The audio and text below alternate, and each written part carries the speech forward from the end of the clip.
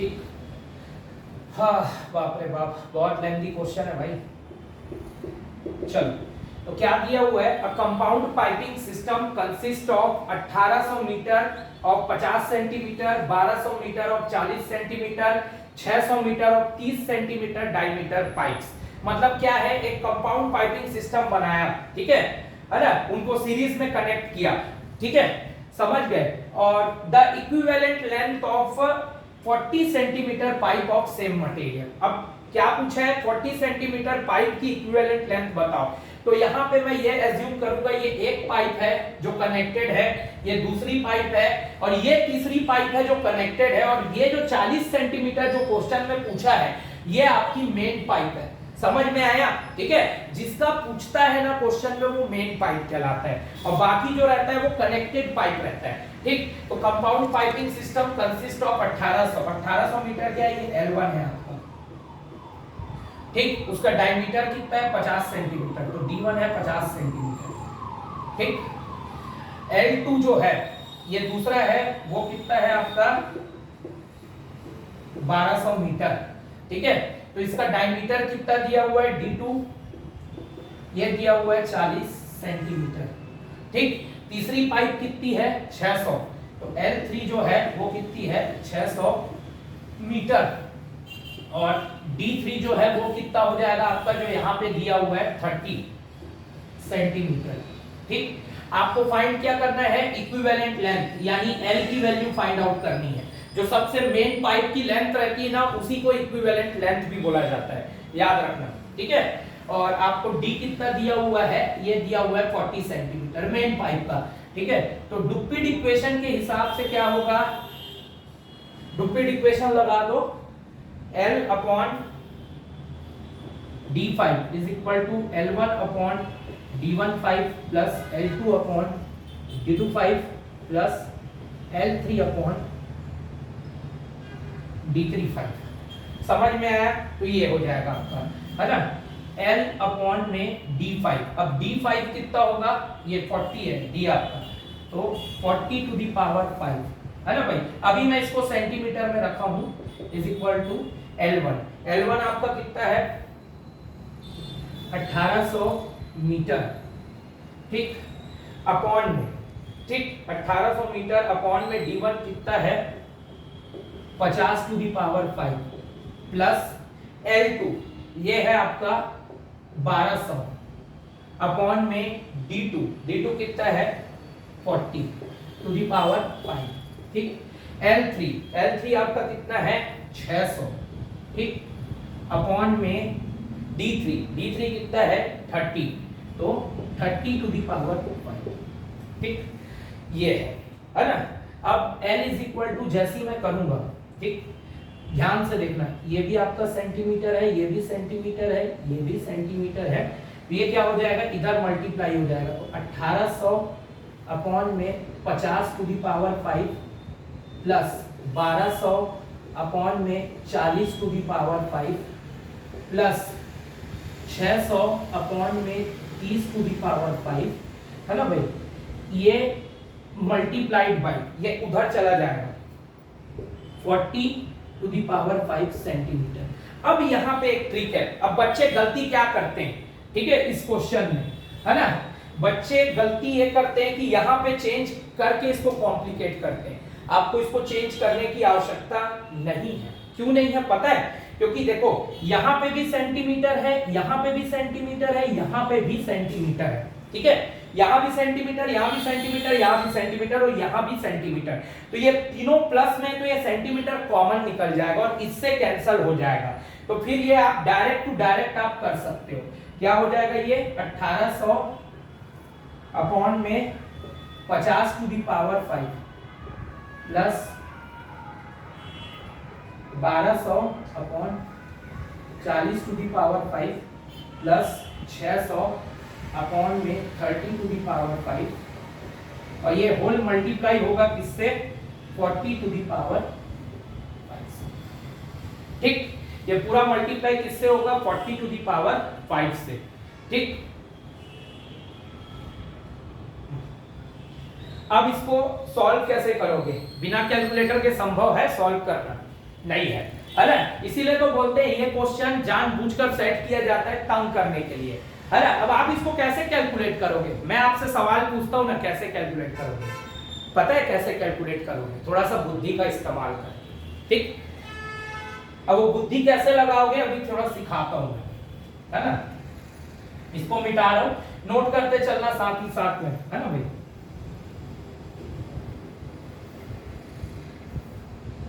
ठीक, चलो मैं इसको यहां पे कंटिन्यू कर रहा हूं, ठीक। ये 1800, ठीक।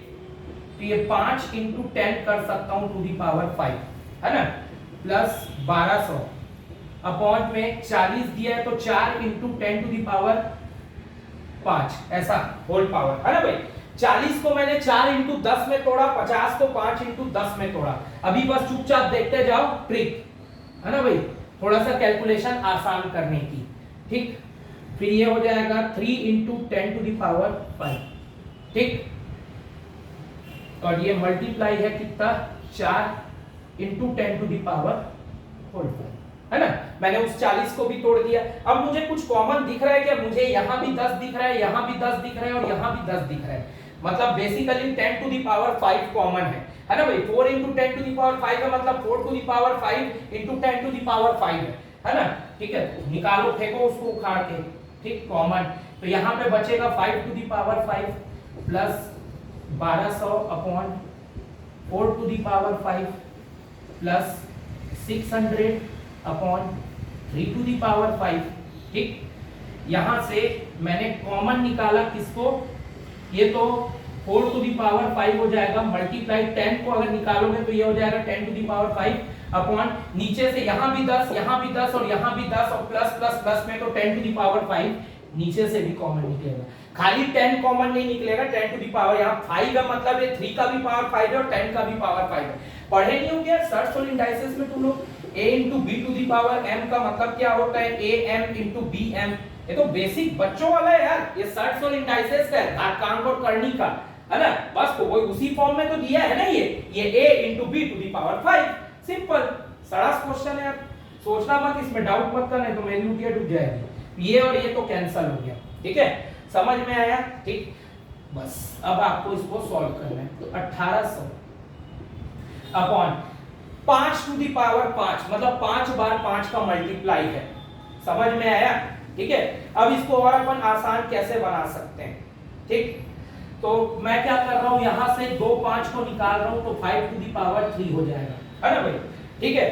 3 यहाँ पे 1 है, यहाँ पे 1 है, तो 3 4 5 हो जाएगा, है ना। तो 5 टू दी पावर 5 होता है वो, तो 5 इंटू 5 इंटू 5 की, ठीक, plus 1200 upon 4 into 4 into 4 cube plus 600 upon 3 into 3 to the power 4। इसको मैं एक ही तोड़ रहा हूँ, है ना भाई, क्यों तोड़ रहा हूँ एक ही वो अभी बताऊंगा, ठीक। और इसको 4 टू दी पावर 5 रहने दो, ठीक। तो अब ये थोड़ा सा कैलकुलेशन आपका आसान हो गया, ठीक। अब इसको क्या करना है, 5 1 जा 5 3 जा 15, ये हो जाएगा 360, बिल्कुल कट गया। फिर अब देखो 5 7 जा 35 70, अब नहीं कटेगा, है ना भाई, अब नहीं कटेगा 5 से, तो बिल्कुल हमने सही किया। तो ये 4 1 जा 4 300 जा कट गया, ठीक है। एक बार फिर एक 4 1 जा 4 7 जा 28, फिर 2, फिर 5 2 आएगा 20 यानी 5 4 5 जा 20, 3 1 जा 3 200 जा, ठीक।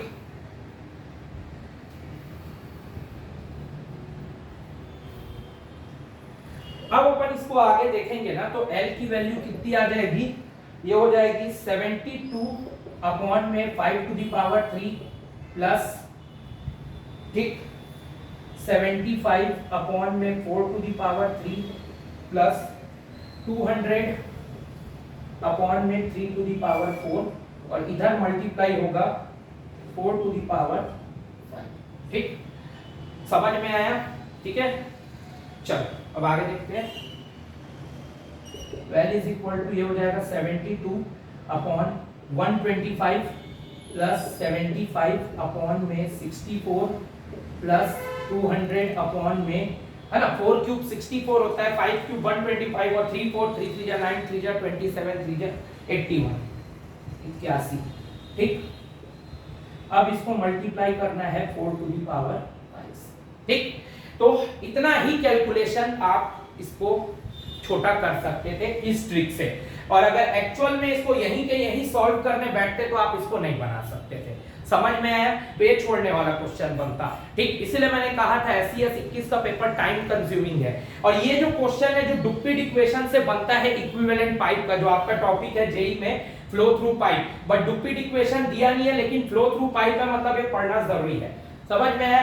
ठीक है, बट मैंने आपको न्यूमेरिकल एसएससी का प्रीवियस के बजाय मैंने एई का उठा लिया।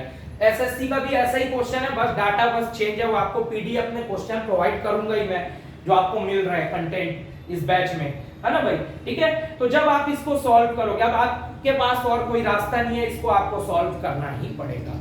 ठीक है, 4 टू दी पावर 5 कितना होता है आप कर लेना, 4 4 जा 16 64 और 256 into 4 कर लेना। ठीक है, उसको मल्टीप्लाई करना है इन सबको डिवाइड करके, तो फाइनल जो आपको वैल्यू मिलेगी, आंसर वो आपको मिलेगी ऑप्शन सी, ये समथिंग अराउंड 4318.2 मीटर।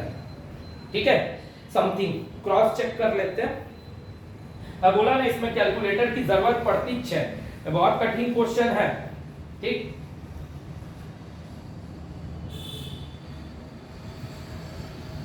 याद रखना।